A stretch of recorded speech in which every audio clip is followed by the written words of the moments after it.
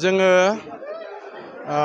मानगोनां एनडिबि नि फाउन्डार प्रेसिडेन्ट रन्जन दैमारि सारनि जोनोम सान।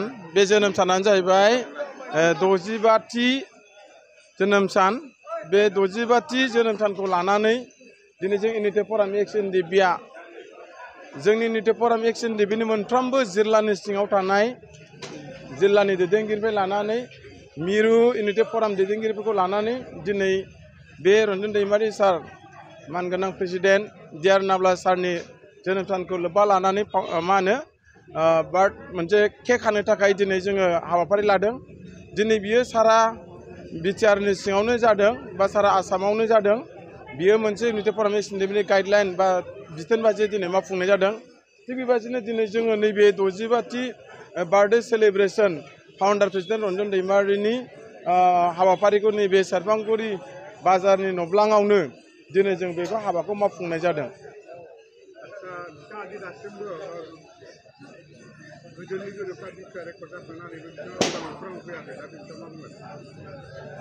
नोंनि सोंनायाथ' जोबोद दुखुनांथाव। नंगौ, थांनाय 2020नि 27 जानुवारियाव मोनसे बिथा रेकर्ड जाखांना थांबायमोन। बिथां प्रेसिडेन्ट रन्जन दैमारि सारनि आखाइजोंनो बे एकर्डआबो जाना थांदोंमोन। एकर्ड जाखांनायनि उनावहाय आरोबाव दानि माखासे सरकार सालायग्राफ्राबो दिनै फ्रायानो बिटिआर सिगनेटरि गोजामोन। बे सिगनेटरिखौ नोजोर बोनानै जों मिजिंथिदोंमोन बे सरकारा रन्जन दैमारि सारखौ लाबोनायजों लोगोसे 64 लिडार आरो केडार सिबिआइ एनआइआव थानाय गासैबो आरो नेपालाव थानाय भुटानाव थानाय बिथांमोनखौ उदां अख्राङाव लाबोगोन होननानै जों मोनसे बिसास खालामदोंमोन।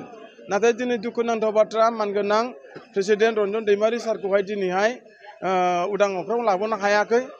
बे बुस्थुखौ दिनै नोजोर बोनानै इउनिटि फराम एक्स एनडिबिआ बोसोरनैनि उनावहाय जोङो दिनै बेखौ दाखांनायनि उनावहाय दिनै जोङो नारा नाथार आसाम सरकारजों बा बिटिआर सरकारजों बे इउनिटि फराम एक्स एनडिबिआ दिनै प्रेसार होनानै रन्जन दैमारिखौ उदां अख्राङाव लाबोनांगौनि थाखाय, लिडार आरो केडार्सखौ उदां अख्राङाव लाबोनांगौनि थाखाय, रिहेबिलिटेसन आरो एक्स ग्रेसियाफोरखौ मावफुंनांगौनि थाखाय, साख्रि बाख्रिनि माखासे मोन्थायखौ मोनफुंहोनो थाखाय दिनै नैबे इउनिटि फराम एक्स एनडिबिआ दिनै 2 बोसोरनि गेजेराव जेसेबां हायो एसेबां दिनै प्रेसार होनानै दिनै जों मावबाय थादों, नाजाबाय थादों।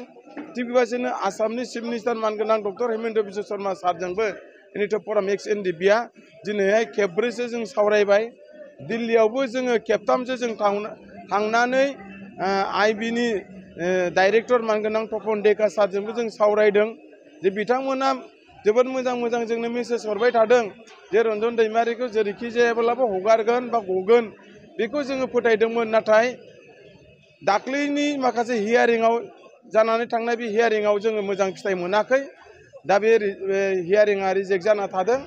बेनिखायनो जों आरो मोनसे थांखि लादों बा आसामजों सरकारजों जों सावरायबावदों रन्जन दैमारि सारनि माखासे हियारिंखौ रिपिट खालामनो थाखाय जोङो माखासे खामानि मावबाय थादों आरो आसाम सरकाराबो जोंनो मोनसे मेसेज होदों बिथांनि माखासे हियारिंखौहाय आपडेट खालामनो थाखाय जुन मासनि गेजेरावनो जोङो रिभिउ खालामनाय जागोन। बेनिखायनो इउनिटि फराम एक्स एनडिबिआ रन्जन दैमारिखौ आरो गासैबो एकर्डनि समयसाखौ मावनो थाखाय दिनै जोङो नाजाबाय थादों।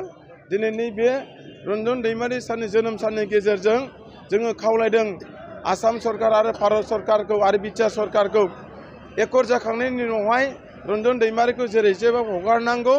हगाराब्ला बियो जोंनि इउनिटि फराम एक्स एनडिबि हिसाबै बा बारग' एक्स एनडिबि हिसाबै जोङो बिराद दुखु थागोन।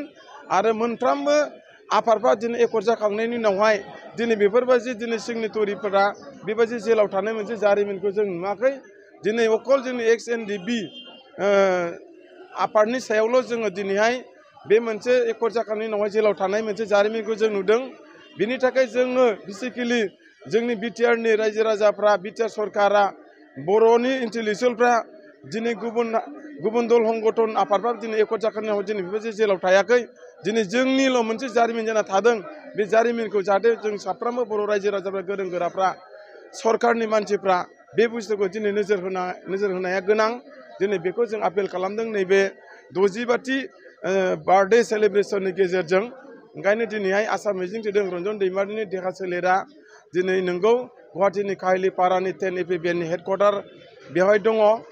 जोङो आर'ज गाबदों रन्जन दैमारिनि जिउ सोलेरा देहा मोदोमा अरायसम गोजोनै थाथों, लोमजा साजानिफ्राय मोजाङै बासायथों, बेमार आजारावहाय जाहाथे दागोग्लैथों आरो सानसेब्लाबो जोङो रन्जन दैमारि सारखौहाय बख'नो थाखाय जों सेस्था खालामदों आरो सानसेब्लाबो रन्जन दैमारिया गगोन, सानसेब्लाबो बे बिटिसि हालामखौ दिनै रन्जन दैमारिया सासे दैदेनगिरि जानानै बर'फोरखौ दैदेनगोन, बेखिनिनि थाखाय जोंहा मिजिं दं आरो रन्जन दैमारिखौ जों जेरैखिजाया बख'नो थाखाय जोङो दिनै नोजोर होदों।